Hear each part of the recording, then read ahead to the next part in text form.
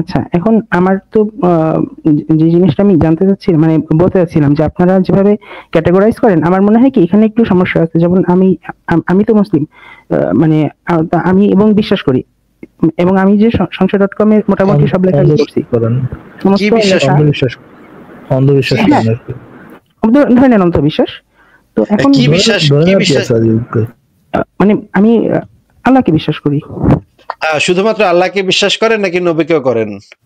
মানে বললাম তো আল্লাহকে, মানে ইসলামের কোর কনসেপ্ট গুলোতে বিশ্বাস করি। ওকে, কোর কনসেপ্ট বলতে কি বোঝাচ্ছেন সেটা তো বলতে হবে। মানে ইসলাম, এই যে আপনি যেটা নিয়ে আপনি গালাগালি করেন, মনে করেন যে মুসলিম ইসলাম, সেটাই, যেটাকে নিয়ে আমি কোথায় গালাগালি সহজ করে দিই ভাই, এত যে সহজ করে দিই। যেমন আপনি বিশ্বাস করেন আল্লাহ, আপনি বিশ্বাস করেন তাকদীরে, আপনি বিশ্বাস করেন জান্নাত জাহান্নামে, আপনি বিশ্বাস করেন পরকালে, আপনি বিশ্বাস করেন আল্লাহর কিতাবে, আপনি বিশ্বাস করেন রাসূলে। হ্যাঁ, এবং এগুলো কি জন্য বিশ্বাস করেন? এগুলো বিশ্বাস করেন আপনার নবী আপনাকে বলছে বিশ্বাস করতে, এই জন্য বিশ্বাস করেন। পুরো সার্কেলটাই আপনার কি অন্ধবিশ্বাস। আপনি কি এটার সাথে দ্বিমত করতেছেন? আচ্ছা ওয়েট, হ্যাঁ ঠিক আছে, না বলে ভাই বলি আমার ভাই, ওরে শোনামনি একটু আস্তে ভাইয়া, একটু আস্তে, কাম ডাউন, ভয়ের কিছু নাই, কামড় দিব না আব্বা। হ্যাঁ, কাম ডাউন, রিল্যাক্সে কথা বলেন, আমার পিছনে তাকাতে যাচ্ছে, আমার রিল্যাক্সে কথা বলেন। আমরা কেউ আমরা কামড়ও দিব না, কোপও দিব না আপনারে, ওইরকম কোনো আশঙ্কা নেই বাবা। বললাম তো আমি আমার পিসিটা খুব বাজে জায়গায়, আমার পিছনে আম্মুর রুম গেট।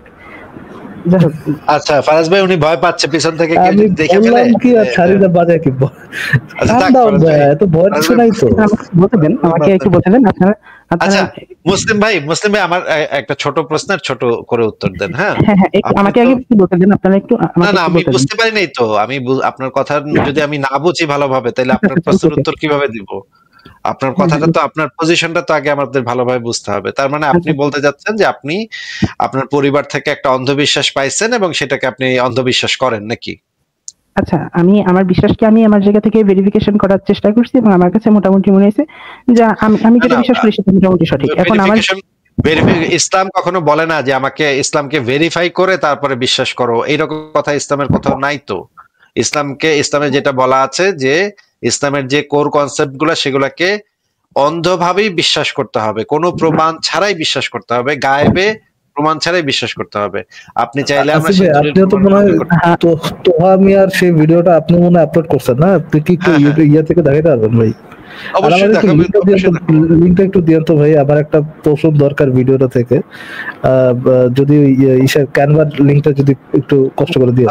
ঠিক আছে, তাহলে আমি হোয়াটসঅ্যাপে, আপনি আমাকে একটা নক দেন, আমি হোয়াটসঅ্যাপে ইয়া করে দিচ্ছি। আচ্ছা কই গেল? ওটা হচ্ছে চেঞ্জ করলে নিচে নেমে যায়, আমি অ্যাড করতেছি। আচ্ছা, আমরা একটু তাহলে দেখি যে ইসলামে যে ঈমান, সেটার অর্থটা আমরা একটু জেনে নেই আবু তোহা আদনান আলেমের মুখে, তারপর আমরা দলিলও বের করব, সেই অন্যান্য যে কোরআন হাদিসের যে দলিল সেগুলো বের করবো। আগে ওয়াজটা শুনে নেই। মুসলিম ভাই, আপনি একটু কথাগুলো শুনেন মনোযোগ দিয়ে, ঠিক আছে ভাই? ওকে। সপ্তম আসমানের উপরে আছে সিদরাতুল মুনতাহা, ঠিক আছে? এটা একটা কুল গাছ, বড়ই গাছ। নাসা আবিষ্কার করতে পেরেছে, অতএব বিশ্ববাসী বিশ্বাস করবে না। নাসা যদি কালকে বলে হ্যাঁ পাওয়া গেছে সিদরাতুল মুনতাহা, তাহলে বিশ্ববাসী বিশ্বাস করবে। একটা শিরকি দর্শন চলছে, কুফরি দর্শন। ও যখন বলবে হ্যাঁ, তখন সবাই বলে হ্যাঁ, যখন তারা বলে না, সবাই বলে না। আল্লাহ পাকের ওহীর জ্ঞানের কোনো মূল্য নাই সবার কাছে, ইল্লা মাশাআল্লাহ। সিদরাতুল মুনতাহার উপরে আছে কুরসি। কি আছে? কুরসি, আল্লাহ পাকের কুরসি, যেটা আপনি আয়াতুল কুরসির মধ্যে পড়েন, ওয়াসিআ কুরসিয়ুহুস সামাওয়াতি ওয়াল আরদ, মানে আল্লাহ পাকের কুরসিটা আসমান জমিনকে ঘিরে রেখেছে। আর বলে রাখি যে প্রত্যেক ফরজ নামাজের পর যে আয়াতুল কুরসি পড়ে, জান্নাতে যাওয়ার জন্য তার একটাই বাধা, মৃত্যু। মওত হয়ে গেলে জান্নাতে চলে যাবে। একটা হাদিস আসছে, রাত্রেবেলা ঘুমানোর সময় কেউ যদি আয়াতুল কুরসি পড়ে, সারা রাত আল্লাহর পক্ষ থেকে একজন ফেরেশতা তাকে পাহারা দিবে। আর এই ফেরেশতা তো দেখা যায় না, দেখা যায় তো কয়দিন পর যদি বলে যে যা দেখা যায় না তা বিশ্বাস করা যাবে না, আসলে কিন্তু এপিস্টেমোলজি তাদের এটাই, যা দেখে না তা বিশ্বাস করে না। পশ্চিমারা কি ফেরেশতায় বিশ্বাস করে? কেন করে না? এটা তো একটা প্রশ্ন, উত্তরটা আমি বলছি আপনাদেরকে। কারণ তাদের জ্ঞান তত্ত্ব হচ্ছে যা চোখে দেখি না, যা পরীক্ষা নিরীক্ষা পর্যবেক্ষণ আসে না, তার কোনো অস্তিত্ব নাই। এটা ওদের ফিলোসফি অফ এডুকেশন, শিক্ষা দর্শন। এটাকে আমরা ফিলোসফি ভাষায় বলি এপিস্টেমোলজি বা জ্ঞান তত্ত্ব। টিচার যারা আছেন তারা বুঝবেন, তাদের জ্ঞান তত্ত্ব এমন। আর আমাদের জ্ঞান তত্ত্ব উল্টা, টোটালি ডিফারেন্ট। আমরা কি বলি? আমরা বলি ওয়াকুলিল হাক্কু মির রাব্বিকুম, সত্য আল্লাহর পক্ষ থেকে আসে। আমরা বলি যে অদৃশ্য বিশ্বাস না করা পর্যন্ত কেউ মুমিনই হতে পারবে না। ইমানের কয় পিলার? 6 পিলার। আমানতু বিল্লাহি, আল্লাহর প্রতি বিশ্বাস করলাম, ওয়া মালাইকাতিহি, তার ফেরেশতাগণের প্রতি, ওয়া কুতুবিহি আল্লাহ পাকের আসমানি কিতাব সমূহের প্রতি, ওয়া রুসুলিহি আল্লাহ পাকের রাসূলগণের প্রতি, ওয়াল ইয়াউমিল আখির পরকালের প্রতি, ওয়াল কদরি খায়রিহি ওয়া শাররি তাকদীর বা ভাগ্যের ভালো মন্দের প্রতি। এই ছয়টার একটাও কি চোখে দেখা যায়? আল্লাহকে দেখেছেন? ফেরেশতা দেখেছেন? আমাদের নবীকেও কি দেখেছেন? শুধু কোরআনটা আপনি চোখের সামনে দেখছেন, আর কিচ্ছু আপনি দেখছেন না। পরকাল দেখেছেন? তাকদীর ভাগ্য দেখেছেন? কিচ্ছু দেখে নাই। এই ছয়টা পিলারে বিশ্বাস না করতে পারলে কেউ মুমিন হতে পারবে না। পারবে? আলিফ লাম মিম যালিকাল কিতাবু লা রাইবা ফি হুদাল লিল মুত্তাকিন, কারা মুত্তাকি? আল্লাযীনা ইউমিনুনা বিল গায়বি। এই যে ছয়টা গায়েবে যারা বিশ্বাস করে এরা হলো মুমিন মুত্তাকি। তাহলে আমাদের জ্ঞানের ভিত্তিটা কি? আমরা অদৃশ্যে বিশ্বাস করি, আর ওদের জ্ঞানের ভিত্তি হচ্ছে ওরা চাক্ষুষ যা দেখে তাতে বিশ্বাস করে। এই জায়গাতেই তো পার্থক্য জ্ঞানতাত্ত্বিক। এই কারণেই ওরা ফেরেশতায় বিশ্বাস করে না, আল্লাহ বিশ্বাস করে না, নবী রাসূলগণে বিশ্বাস করে না। তারা বলছে আল্লাহর সন্তান আছে, নাউযুবিল্লাহ। হ্যাঁ, তারা আসমানি কিতাবে বিশ্বাস করছে না, তারা ধর্মের কনসেপ্টে বিশ্বাস করছে না, তারা পরকাল, পুনরুত্থান, হাসর, কিয়ামত, মিজান, পুলসিরাত কিছুই বিশ্বাস করে না। বিশ্বাসগত পার্থক্য এখানে। এখন মুমিন মুসলিম হিসাবে আমরা বিশ্বাস করি আল্লাহ পাকের ফেরেশতা আছে না নাই? আছে। এখন এই ফেরেশতারা 8জন ফেরেশতা, বড় বড় 8জন ফেরেশতা, তারা আল্লাহ পাকের আরশটাকে ধরে রেখেছে। কয়জন ফেরেশতা? 8জন। এই 8জন ফেরেশতা আল্লাহর আরশকে টেনে নিয়ে আসবে কিয়ামতের মাঠে। বলেন সুবহানাল্লাহ। আল্লাহ পাকের এমনও ফেরেশতা আছেন যারা একটা ফুৎকার দিবে, জাস্ট একটা ফু, এক ফুৎকারে পুরো মহাবিশ্ব ধ্বংস হয়ে যাবে। এত শক্তিশালী ফেরেশতা আছে আল্লাহ পাকের। আমরা যখন মায়ের গর্ভে ছিলাম, এরকম একজন ফেরেশতাই আল্লাহর পক্ষ থেকে রূহ নিয়ে এসে মায়ের গর্ভে ফুঁকে দিয়েছে এবং আল্লাহর হুকুমে 4টা বিষয় লিখে দিয়েছে। আমরা প্রত্যেকে যখন মায়ের গর্ভে ছিলাম, বয়স ছিল 4 মাস 10 দিন। আমরা তো সব ভুলে গেছি এখন এগুলো, মাত্র 4 মাস 10 দিন। এখন শরীরে শক্তি আছে তো, এই জন্য শৈশব, বাল্যকাল সব ভুলে গেছি।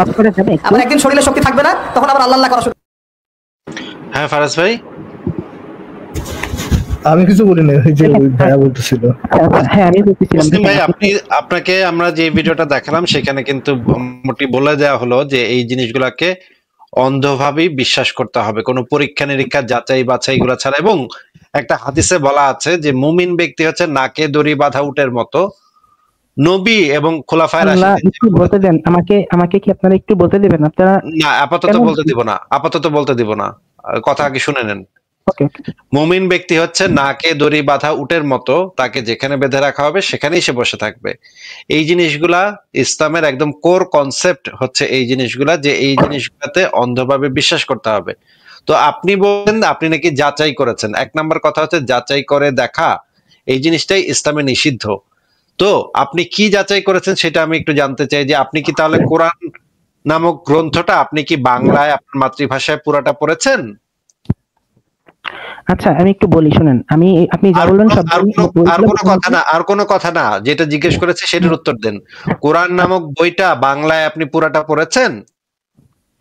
হ্যাঁ, আমি অনেকবার পড়েছি। আচ্ছা, আপনি একটু বলেন তো কোন সূরার আগে বিসমিল্লাহ নাই? তওবা। কেন নাই? ওটা বিসমিল্লাহ নাই, এটা আসলে আমি এখনই ভাবে বলতে পারতেছি না। ভুল হলে তো সেটা মনে করেন ভুল হয়ে যাবে। আমি শুনে আসতেছি, আমি তো কখনো নিজে পড়ে দেখিনি যে কেন নাই, সেটা আমি কখনো নিজে পড়ি নাই, মুখে শুনছি, এই জন্য আমি বলতে পারতেছি না। তো মানে 113টা সূরার আগে বিসমিল্লাহ আছে, একটা মাত্র সূরা তার আগে বিসমিল্লাহ নাই, এটা কেন? এটা আপনি কোথাও আপনার মাথায় প্রশ্ন জাগে নাই যে এটা কেন নাই? বাবা, আমি শুনছি, কিন্তু আমার এখন খেয়াল করতেছি না, এক্স্যাক্টলি আমি খেয়াল করতে পারতেছি না যে এই আচ্ছা ঠিক আছে, আপনি বলেন তাহলে কোরআন শব্দটার অর্থ কি বলেন?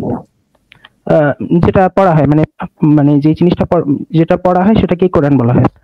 যেটা পড়া হয় সেটা কি কোরআন বলা হয়? ফারাজ ভাই, যেটা পড়া হয় সেটাই কি কোরআন? আপনি এই যে একদম এক্স্যাক্টলি যেভাবে বলতেছেন, মানে আমি যতদূর জানি যে কোরআন শব্দটা আসছে হচ্ছে যেটা পাঠ করা হয়, সেখান থেকে এরকম একটা আসছে, আমরা বইয়ে পড়ছিলাম, ধর্ম বইয়ে পড়ছিলাম। পাঠ করা হয় সেটা হচ্ছে কোরআন নাকি? না না না, বললাম তো যে যেহেতু কোরআন বেশি বেশি পাঠ করা হয়, জন্য এটাকে মানে এরকম নাম দেওয়া হয়েছে। আমি সঠিক বলতে পারবো না। তাহলে বাইবেল তো আরো বেশি বেশি পাঠ করা হয়, তাহলে বাইবেল আমি তো বললাম, আমাকে একটু, আমি বললাম তো আমি এটা অত ভাবে পড়ি নাই। মানে আপনি যেটা বলছেন এগুলো তো ধর্ম বইয়ে পড়তাম, অনেক আগে ছোটবেলায় পড়তাম, তখন জিজ্ঞেস করলে বলতে পারতাম। ঠিক আছে, আপনি এবারে আমাদেরকে একটু বলেন যে আপনি কি বাইবেল পড়েছেন? আমি কি একটা প্রশ্ন করতে পারি? আমি একটা প্রশ্ন করতে পারি? একটা সময় তো একটু বলতে দিচ্ছেন না আমাকে। আমি একটু আপনার সাথে টপিকে আসি। হ্যাঁ, আপনি কি এই সাথে আবু তোহা আদনান যে ভিডিওটা দেখাইলাম আমরা, ওই ব্যক্তির সাথে একমত নাকি দ্বিমত যে ইসলামের যে আপনার ইমানের যে বিষয়গুলো আছে সেই এই ভিডিওটা যতটুকু দেখালেন সেটার পুরোপুরি একমত? যদি পুরোপুরি একমত হয়ে থাকেন, তাহলে যে আপনি বলছেন যে আপনি যাচাই বাছাই করেছেন, তারপর টাইম নেই তো প্রশ্নটা আমাকে বুঝে একটা তারপর মিনিট অ্যান্সার টাইম করেন। মানে আমি আপনারা প্রশ্নটা কি করছি রিপিট করেন। হ্যাঁ, আপনি যে রেসপন্স করবেন আমার কোশ্চেনটা কি বলেন তো?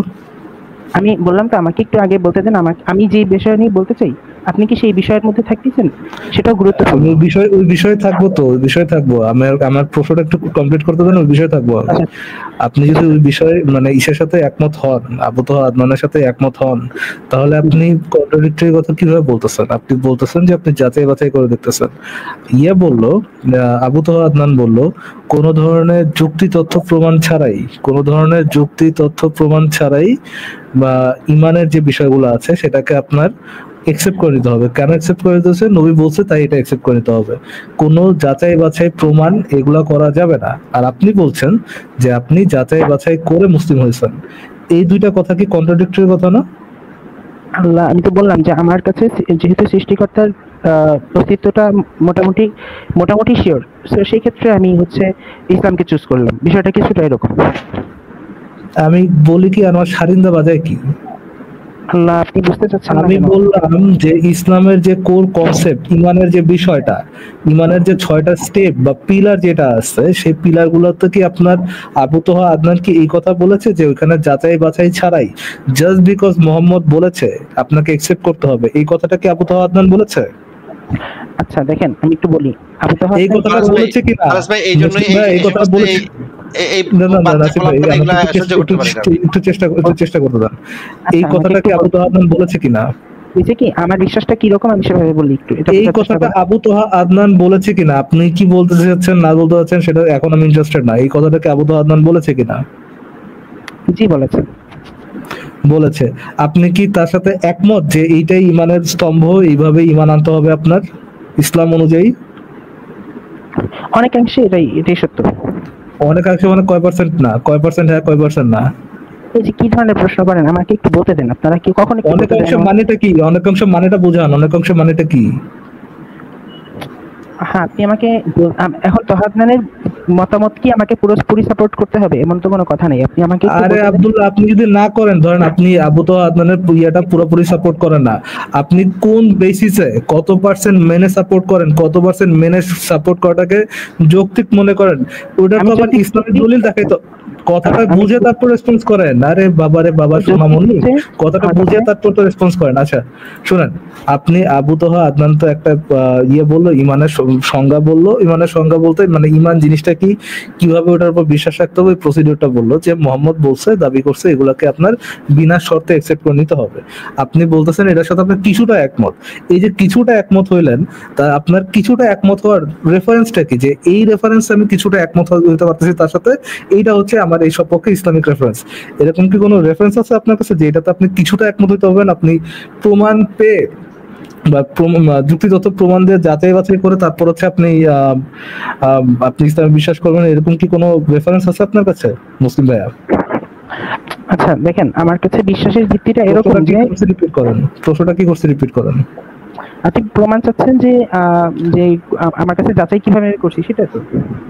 আরে এটা জিজ্ঞেস করছি। প্রশ্নই বোঝে না ভাই, প্রশ্নই বোঝে না। যান ভাই, মুসলিম ভাই একটু কাজ করেন, বাসায় আপনার আম্মা শুনে ফেলাবে। একটা কাজ করেন, রিল্যাক্স করেন, পানি খান, পানি খায় একটু ওয়াশরুমে যান, ওয়াশরুমে যেয়ে একটু ফ্রেশ হয়ে তারপর ঘুমায় পড়েন।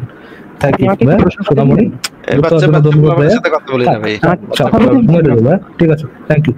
সোনামণি, good night, bye bye, take care. আপনি খুব শখ করে কথা কইতেছেন, একেবারে আচ্ছা বরাবর। আর কি করবো ভাই, পোলা বাইনা ভাই ইয়ে করতে মানে at some point ভাই চাইল্ড অ্যাবিউজ মনে হয়, বুঝছেন? I don't want two abuse child. যাক, পোলা বাইন যেহেতু মানে প্রশ্ন অ্যাটলিস্ট করতে হলে একটা কনভারসেশন চালাইতে হলে প্রথম স্টেপটা হচ্ছে যে যার সাথে কনভারসেশন চালাচ্ছেন তার কাছ থেকে তো আপনার শুনতে হবে যে আপনি কি কনভারসেশনটা করতেছেন। যদি ওই এটা তো কনভারসেশন না আর কি, রাইট? উত্তেজনার ঠেলায় কানটা বন্ধ হয়ে যায়, বুঝছেন, খালি মুখটা চলে, তখন কি আর করবেন। আচ্ছা ফারাজ ভাই, পরের জনকে তাহলে যুক্ত করে দেখি আর কে আছে।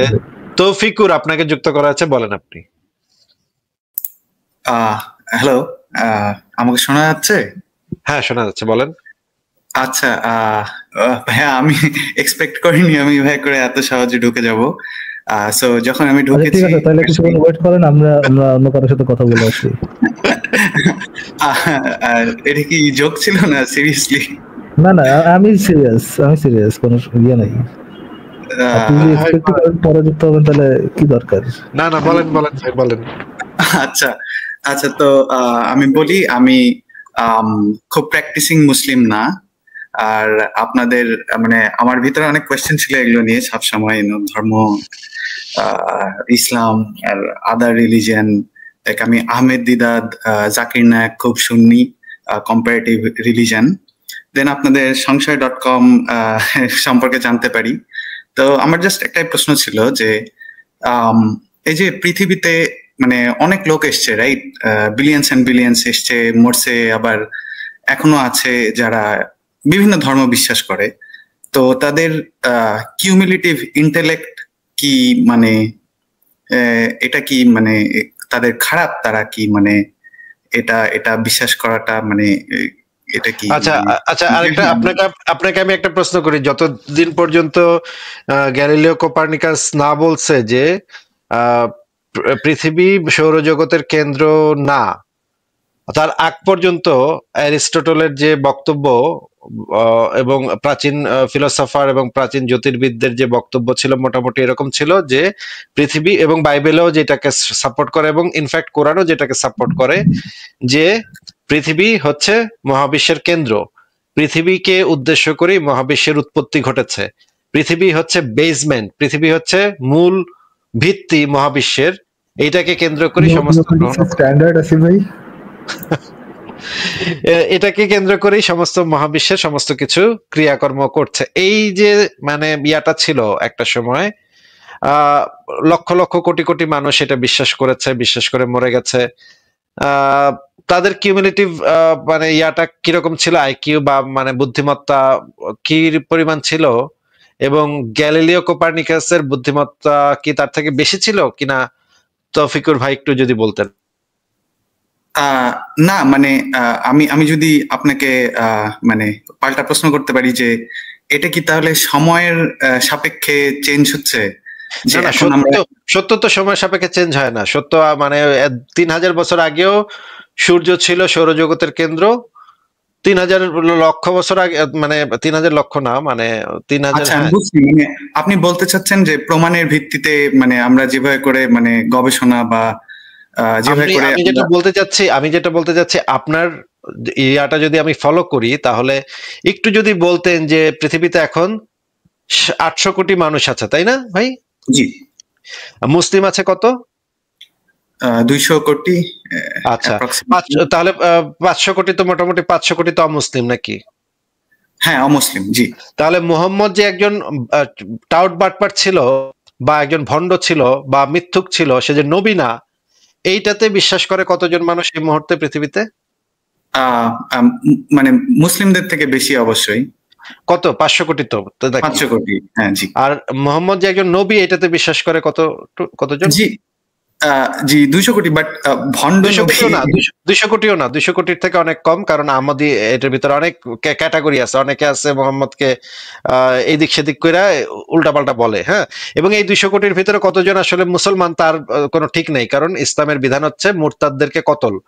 এখন অনেকে তো হয়তো মোহাম্মদকে বিশ্বাস করে না, কিন্তু সে তো আর বলতে পারতেছে না যে ইসলামিক দেশে থেকে বলতেও পারতেছে না যে আমি এগুলা মানি না।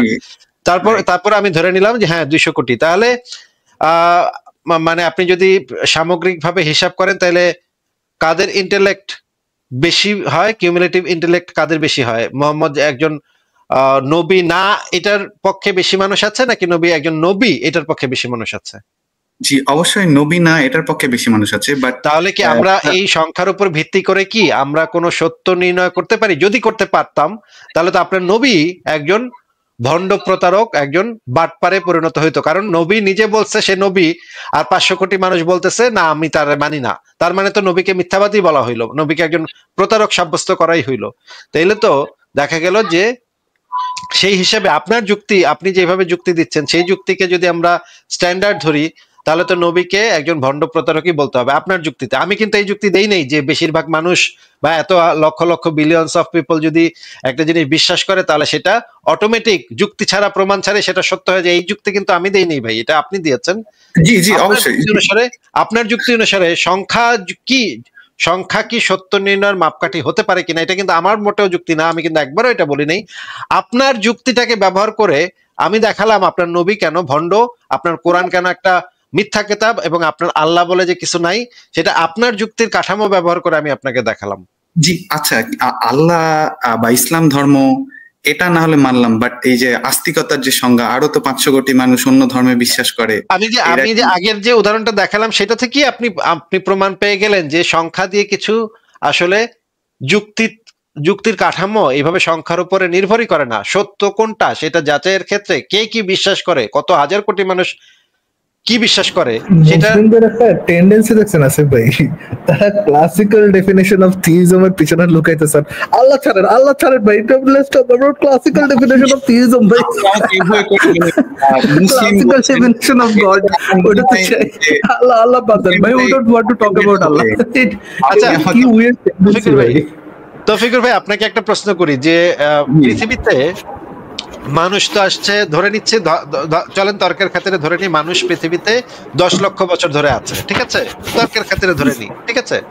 এখন এই 10 লক্ষ বছরে মেয়েদেরও যে শিক্ষা দীক্ষা দরকার, মেয়েদেরও যে সমান অধিকার দরকার, এই কনসেপ্টটা গ্রো করেছে কত বছর আগে বলেন তো?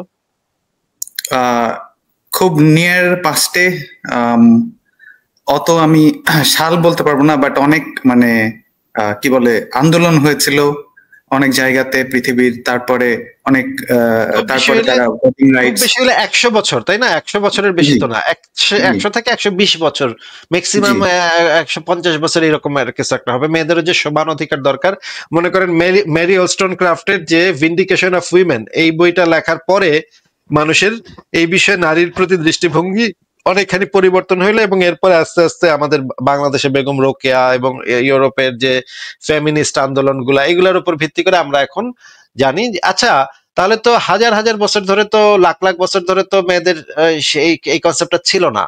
তাহলে কি মেয়েদের মানে সমান অধিকার দেয়াটা কি আমাদের উচিত হবে? কারণ আমরা তো দেখেন কিউমুলেটিভ মানে ইন্টেলিজেন্স যদি আমরা হিসাব করি, তাহলে তো আমাদের বিলিয়নস অফ পিপল মারা গেছে পৃথিবীতে, তাদের ওইখানে তো তাদের মেয়েদের তো সমান অধিকার ছিল না। তাহলে এখন এটা দিয়ে লাভ কি ভাই? এখন আমরা কেন দিব? যদি একটু আমাদেরকে বুঝায় বলতেন যে এখন কি এই যে হাজার হাজার বছর ধরে হাজার হাজার মানুষ যে এগুলা ছাড়াই, মেয়েদের সমান অধিকার ছাড়াই যে মরে গেল, তাদের ইন্টেলিজেন্সের উপর ভিত্তি করে কি আমরা এখন ডিসিশন মেকিং করতে আমরা পারি নাকি পারি না? না, পারি না,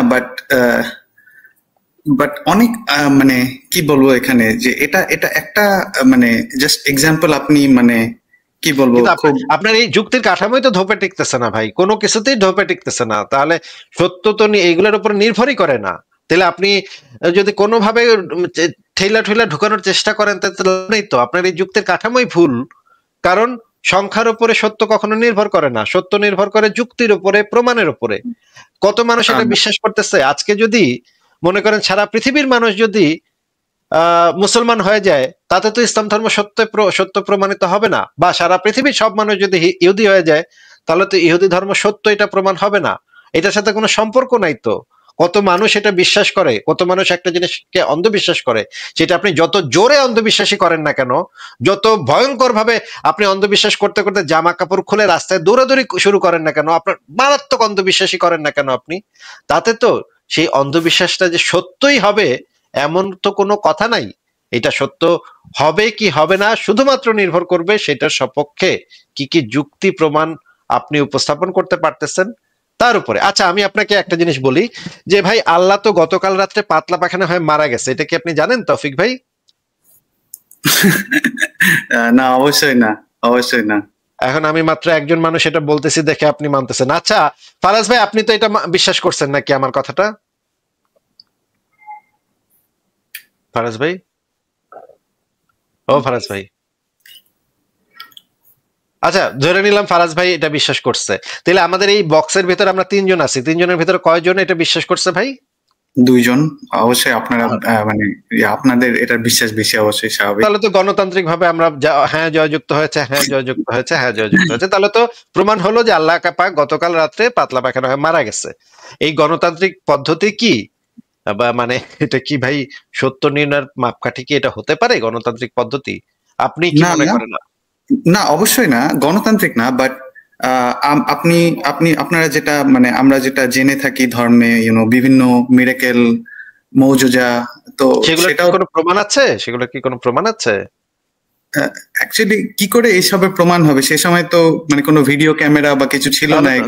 তাহলে তো মানে হিন্দুরা তো বলতে পারে তাদের হনুমান দেবতা যে মানে সূর্যকে একবার খাওয়ার চেষ্টা করেছিল, সেটাও তো তাহলে আমাদের মানতে হবে। এবং একই সাথে মানতে হবে পৃথিবীর সমস্ত উদ্ভট সমস্ত গল্পগুজব, ধর্মীয় গল্পগুজব। আমাদের যে এলাকার পীর সাহেব, সে নাকি বাচ্চা জন্ম দিতে পারে, মানে মানে যেই মহিলাদের বাচ্চা হয় না তার কাছে গেলেই নাকি বাচ্চা হয়ে যায়। তাহলে তো তাকেও বিশ্বাস করতে হবে। সমস্ত এই উদ্ভট অন্ধবিশ্বাস, সমস্ত কল্পকাহিনী, সমস্ত কিছু তো আমাদের বিশ্বাস করতে হবে, কারণ সে সময় তো ভাই ক্যামেরা ছিল না।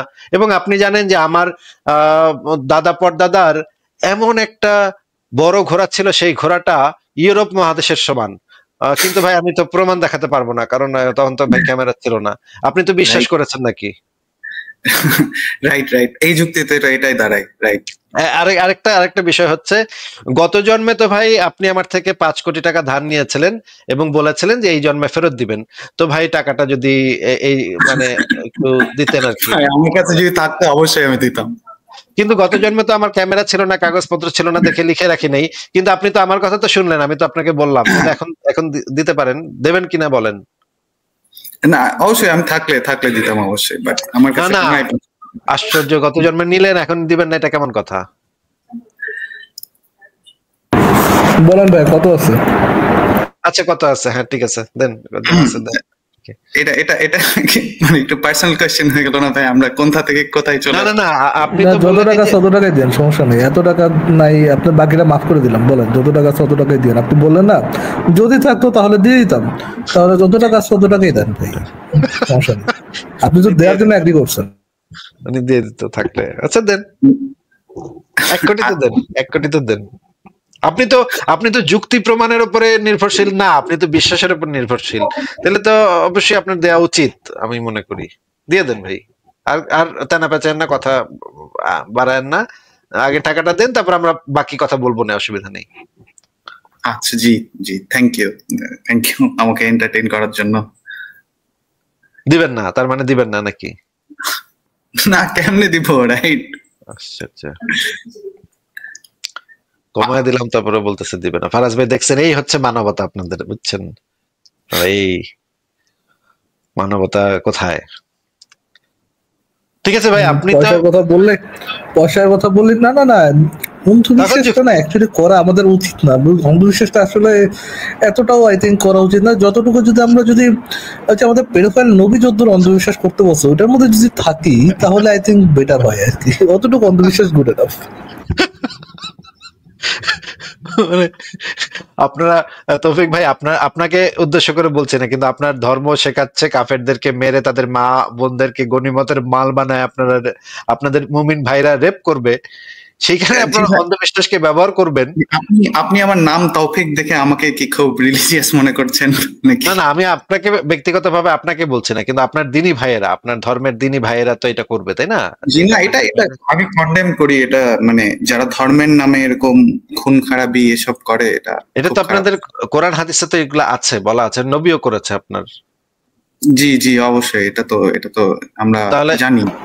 তাহলে তো ভাই আপনি কন্ডেম করেন, আপনি যাকে নবী মানেন সেটা করছে, এটা জানেন এবং এটা কন্ডেম করেন। জি অবশ্যই।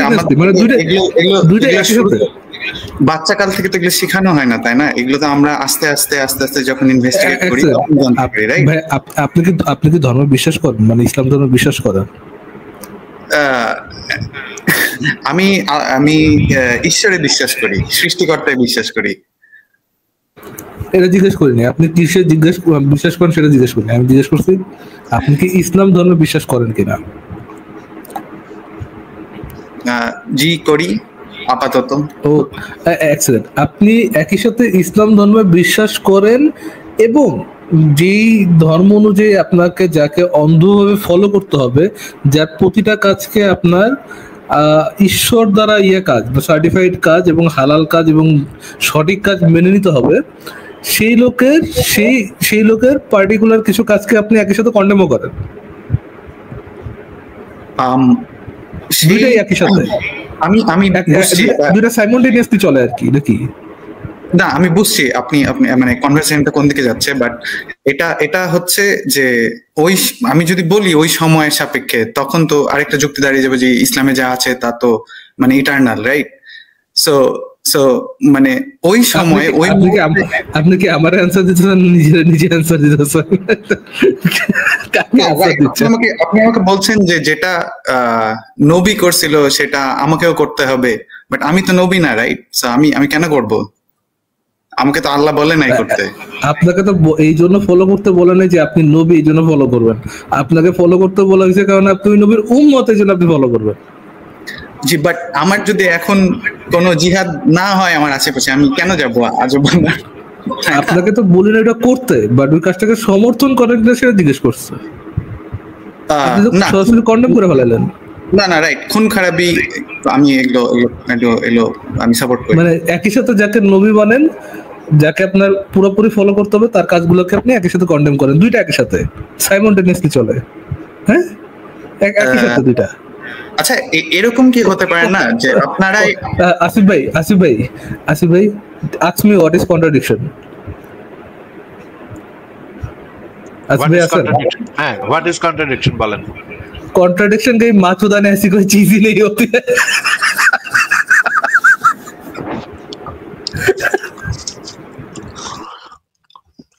এটা কি সাথে আপনার যাকে ফুল অন ফলো করতে হবে তার কাজগুলোকে আপনি কন্ডেমও করেন, আবার সেই ধর্মে বিশ্বাসও করেন যে ধর্ম বলতেছে ওই লোককে আপনার ফুল অন ফলো করতে হবে। দুইটা একই সাথে করেন। সুবহানাল্লাহ, I guess contradiction, what kind of bullshit is that? ইহুদি নাসারাদের বানানো ষড়যন্ত্র নাকি কন্ট্রাডিকশন? আচ্ছা, তৌফিক ভাই যেন কি বলতে চাচ্ছিলেন বলেন।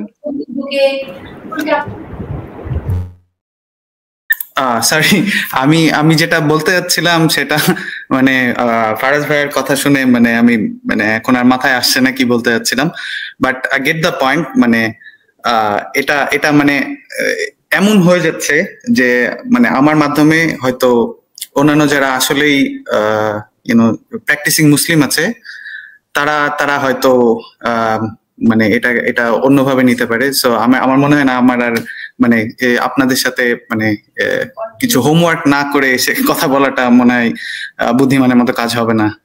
সো থ্যাংক ইউ আমাকে এন্টারটেইন করার জন্য, খুব ভালো লাগলো কথা বলে ভাইয়ারা।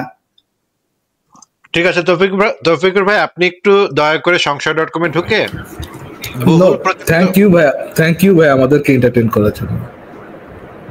আচ্ছা, আমি বলে দিই, বহুল প্রচলিত কিছু কুযুক্তি বা হেতাভাস এই নামে একটা লেখা আছে। লেখাটা একটু প্রথমে আগে একটু পড়ে নিয়েন পুরোটা, তারপরে আপনি যে কোনো আলোচনাতে চলে আসেন। হ্যাঁ জি, থ্যাংক ইউ। ঠিক আছে, তাহলে বিদায় জানাচ্ছি। আচ্ছা, একজন কিছু প্রশ্ন করতেছিল আসিফ ভাই, যদি যে আপনার যে লেটেস্ট লেখাটা কি জানি সাফিয়াকে নিয়ে, ওটা নিয়ে একটা কোশ্চেন ছিল একজন ভদ্রলোকের, তো উনি আপনাকে একটা কোশ্চেন করতে চান। হ্যাঁ বলেন।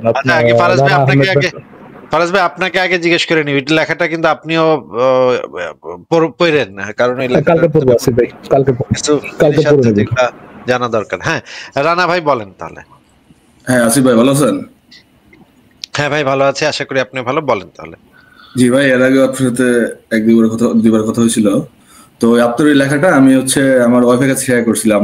তো ও আমাকে একটা অংশ দেখাইলো, আমি একটু অংশটার ব্যাখ্যাটা করতে পারিনি, যার কারণে আপনার কাছে জানতে চাও আর কি। হ্যাঁ বলেন। আচ্ছা, এই অংশটা ওই লেখার মধ্যে একটা জায়গা পাওয়া যায় যেখানে এই আপনার স্বপ্নের কথা উল্লেখ করছেন। একটা লেখা মনে হয় স্বপ্নে চাঁদ দেখছিল। জি স্বপ্ন চাঁদ দেখছে, চাঁদ দেখার পরে ওর স্বামী বুঝতে পারছে, যে বললো যে তুমি নবীর দেখছো, মানে নবী মোহাম্মদ দেখছো। তারপর হচ্ছে তারপর ওরা গালে আঘাত করলো। মানে এই জিনিসটা ব্যাখ্যাটা আসলে ঠিক বুঝতে পারলাম না। এই জিনিসটার ব্যাখ্যাটা কি বুঝতে চাচ্ছেন যদি একটু বুঝায় বলতেন। মানে ওনার স্বামী বুঝলো যে চাঁদ নবী মোহাম্মদ মনে করলো, মানে এই ব্যাপারটা মানে কিরকম, মানে বা ওই চাঁদ দেখার কারণে এটা নবী মোহাম্মদ দেখছো এই কারণে ওটা মারলো, মানে জিনিসটা কিরকম না, অলৌকিকতার ভিতরে ঢুকে গেল ব্যাপারটা এরকম। ধরেন তর্কের খাতিরে ধরে নেই যে সাফিয়া আগে থেকেই নবীরে ভাইবা সাফিয়ার মনে করেন রাতের বেলা ঘুমের ভিতরে নবীরে ভাইবা সাফিয়ার এদিক সেদিক করতো আর কি, যেটা হয় আর কি মানুষের, সেরকম কিছু একটা হইতো। নবীরে কখনো দেখে নাই। সাফিয়া রিভার্স ওযু হয়ে যেত নাকি? কি ভাই কি বললেন? সাফিয়া রিভার্স ওযু হয়ে যেত। আচ্ছা ধরেন তর্কের খাতিরে ধরে নেই যে সাফিয়ার অর্গাজম হয়েছে, তো নবী কোথায় এখন নবী আসছে এটা শুনি, যে নবীর এখনো সে দেখে নাই, সাফিয়া কখনো দেখে নাই, কিন্তু সেই নবীর নাম শুনেই মনে করেন রাতের বেলা অর্গাজম হয়ে যেত সাফিয়ার। এখন তার একটা নতুন বিয়ে হয়েছে, মানে এক সপ্তাহ সম্ভবত, এক সপ্তাহ। সাফিয়া কেমন বলতো, ও মাই god, imagine a 50 years old man having sex with a 9 years old kid. Oh my god, it's so hot, it's so fascinating. এরকম আছে ভাই। ফারাজ ভাই, সাফিয়ারও বয়স কিন্তু 16 ছিল, 16 বছর বয়সী, আর তখন মোহাম্মদের বয়স 57। তো ফারাজ ভাই যে দৃশ্যটা একটু কল্পনা করেন যে একটা 16 বছরের মেয়ে একটা লোকের সাথে বিয়ে হয়েছে এক সপ্তাহর মাথায়, সে 57 বছরের এক বুইড়ার স্বপ্ন দেখতেছে, স্বপ্ন দেখে তার অর্গাজম হয়ে যাচ্ছে। এটাও যদি হয়েও থাকে রানা ভাই, এটা যদি আমরা যদি এইটাকে সত্য হিসেবে ধরেও নেই, এতে কি আপনাদের যে মানে ইসলামের যে উম্মাহাতুল মুমিনিন, মানে উম্মতের মাতা সাফিয়া, তার চরিত্র কি খুব ভালো চরিত্র বলে মনে হয়, নাকি একটা খুবই মানে খুবই ডিসগাস্টিং একটা ক্যারেক্টার বলে তাকে মনে হবে? মানে এই শুধুমাত্র এই মেসেজটার কারণে মানে মনে হচ্ছে না যে সাফিয়া ইন্টারেস্টেড ছিল নবীর উপর, ব্যাপারটা এরকম না। এরকম মনে হওয়ার কোনো কারণ তো আমি অন্তত দেখি না, কারণ এরকম যখন একটা ধরা পড়ছে একটা মেয়ে, তখন একটু পরে তাকে নিয়ে যাবে দাহিয়াতুল কালবি, তাকে নিয়ে যাবে এবং দাহিয়াতুল কালবি তাকে ভোগ করবে, ভোগ করার পর আরেক সাহাবীকে গিফট করবে, সেই সাহাবী ভোগ করবে, তারপর আরেক সাহাবীকে, এইভাবে প্রত্যেকটা সাহাবী সাফিয়াকে ভোগ করা পর্যন্ত কন্টিনিউয়াসলি তার গ্যাংরেপ হইতে হবে, মানে গ্যাংরেপ হইতে হবে, গ্যাংরেপের শিকার হইতে হবে, গ্যাং ব্যাং হইতে হবে তার। এই জিনিসটা যে জানে, যে মেয়েটা জানে, সেই মেয়েটা যদি গ্যাংরেপ আসিফ ভাই, যেখানে একজন পরে আসতেছে, সবাই তো একসাথে করতেছে না, how can you define it as gang rape? Gang rape হইতে হলে তো সবাইকে একসাথে থাকতে হবে। ভাই ভুলে গেছে ভাই, মাফ করে দেন, এটা একটু বলে মিস্টেক হয়ে গেছে। ঠিক আছে, মেনে নিলাম ফারাজ ভাই আপনার কথা। ঠিক আছে, একজনের পর একজন সমস্ত সাহাবী দ্বারা ধর্ষণের শিকার হইতে হবে। যেই মেয়েটা এটা জানে, সেই মেয়েটা যদি এইটা ফিল করে যে আমি যদি ওই যে সবচেয়ে সে মানে টপ যে শয়তানটা আছে না, সেই শয়তানটার সাথে যদি আমি করি, তাহলে তো আমাকে আর গ্যাং না, এক মানে গণভাবে এদের ধর্ষণের শিকার হতে হচ্ছে না। তখন আমি এর মানে মোহাম্মদ যাকে করে, যার সাথে করে, তাকে কিন্তু আর কেউ করতে পারে না, এটা তো জানেন রানা ভাই। হ্যাঁ, জি, মানে বলতে চাচ্ছেন যে সাফিয়া একটা ওয়েল সেফটির জন্য হচ্ছে এই ধরনের একটা কথা বললাম, মানে মোহাম্মদের কাছে গেছে এরকম। যে মেয়েটাকে তার মানে পিতা, তার আদরের পিতা, তার সবচেয়ে ফেভারিট পিতা এবং চাচা, তার স্বামী, তার পুরো পরিবার, তাদের উপর দিয়ে তাকে টাইনা হেঁচড়া নিয়ে আসিফ ভাই, তার মানে আপনি বলতে চাচ্ছেন যে এটা সর্ট অফ গণরেপ থেকে একটা রক্ষা কবচ, যে একজনের থেকে রেপ হইলে আমি রক্ষা কবচ পাই গেলাম, অন্য কেউ এরকম। ফারাজ ভাই, আমার কাছে পুরো কাহিনীটা এটাই মনে হয়েছে যে সাফিয়া সেই সময় একটা করছে, সে বুঝতে পারছে যে আমাকে এই প্রত্যেকটা সাহাবী আমাকে ভোগ না করে ছাড়বে না। এরা যেই পরিমাণে জঙ্গি, এরা যেই পরিমাণে ধর্ষক, এরা প্রত্যেককে না করে ছাড়বে না আমারে, এবং দাহিয়াতুল কালবি আমাকে পাইছে এবং একটার পর একটা আমাকে পাল্টাইতে থাকবে। এরপরে আমার সবার হাতে ধর্ষণের শিকার হতে হবে। তার থেকে যদি একটা বুইরা সবচেয়ে বুইরা যেটা, সেটার হাতে ধর্ষণের শিকার হই, সেটা আবার পারবেই বাকি, সেটা তো বুইরা, এটা পারবেই বাকি। এইটার হাতে যদি আমি ধর্ষণের শিকার হই, তাহলে তো অন্তত একটা মানে বহুজনের কাছ থেকে ধর্ষণের হাত থেকে বাঁচতে একজনেরটা বেঁচে নেই। এখন এই বুইরাকে কিভাবে কনভিন্স করা যায়? এই বুইরাকে কনভিন্স করার জন্য এই সাফিয়া এই কথাটা বলতে পারে, অথবা এরকমও হইতে পারে যে পরবর্তী সময়ে সাফিয়ার কথা বলে এই জিনিসটাকে ঢুকানো হয়েছে, এই জিনিসটাকে লঘু করার জন্য, যে এইখানে যে একটা ধর্ষণের ঘটনা ঘটতেছে, এই ধর্ষণের ঘটনাটাকে লঘু করার জন্য হয়তো ইসলামপন্থীরা এই জিনিসটাকে ঢুকাও থাকতে পারে, সেটাও হইতে পারে। কিন্তু এই জিনিসগুলা কোনোটাই তো এই সত্যকে বাতিল করছে না যে সাফিয়াকে খুবই নির্মম ভাবে ধর্ষণ করা হয়েছে, এই সত্যকে তো বাতিল করছে না। এটা তো এইরকমই থাকতেছে যে মেয়েটার পুরা পরিবারকে হত্যা করা হয়েছে, পুরা গোত্রকে হত্যা করা হয়েছে, এবং পুরা গোত্রকে হত্যা করা না, গোত্রের অনেক মানুষকে হত্যা করা হয়েছে। এবং বানু কুরাইজা গোত্র তার পরিবারের অংশ ছিল, বানু নাজির গোত্র তার পরিবারের অংশ ছিল। সেই বানু নাজিরকে উচ্ছেদ করা হয়েছে, বানু কুরাইজাকে পুরা মানে পুরুষদেরকে মাইরা মা বেটিকে দাস হিসেবে বিক্রি করে দেওয়া হয়েছে। এই পুরা ঘটনার পরে যদি এই মেয়ে এই ডিসিশন নেয় যে এবং তার জীবনী থেকে সাফিয়ার যে ইয়া থেকেও জানা যায় যে সে শেষ মুহূর্ত পর্যন্ত তার ইহুদি পরিবারের প্রতি এক ধরনের ইয়া বোধ করতো, ফিল করতো। তার ইহুদি মানে যে ইয়া ছিল, বংশ ছিল, সেই বংশের প্রতি তার একটা সহানুভূতি সবসময় ছিল। এইটাও খুব স্পষ্টভাবে প্রমাণ করতেছে। এই রিলেটেড কোনো হাদিস কি ভাই আছে, মানে রেফারেন্স করতে পারবেন যে ইহুদিদের প্রতি সাফিয়ার একটা ইয়া ছিল? হ্যাঁ, এটা তো সে নিজেকে সবসময় ইহুদি গোত্রের মেয়ে বলে নিজেকে বলতো, এবং সে শেষ জীবনে যেই ওয়াসিয়তটা করে গেছে, সেই ওয়াসিয়তটা ছিল একজন ইহুদি, তার এক ইহুদি পরিবারের সদস্যের জন্য সে ওয়াসিয়ত করে গেছে। আমি দেখাচ্ছি হাদিসটা, দেখাচ্ছি, দেখেন। জি জি। তার যে বিষয় সম্পত্তি ছিল সেটা সে ওসিয়ত করে গেছিল এক ইহুদির জন্য। এই তো এই লেখাটার ভিতরেই আছে, আপনি এই লেখাটার ভিতরেই পাবেন।